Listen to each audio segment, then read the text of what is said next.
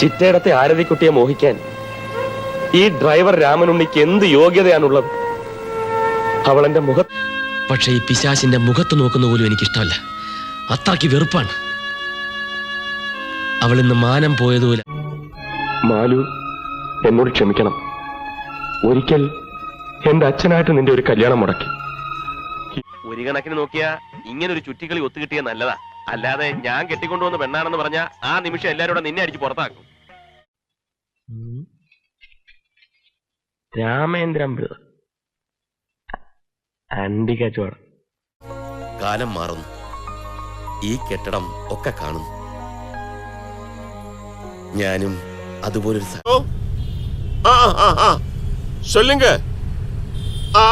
வீட்டுல ஆளு இருக்கு. ചെന്നാ പോ.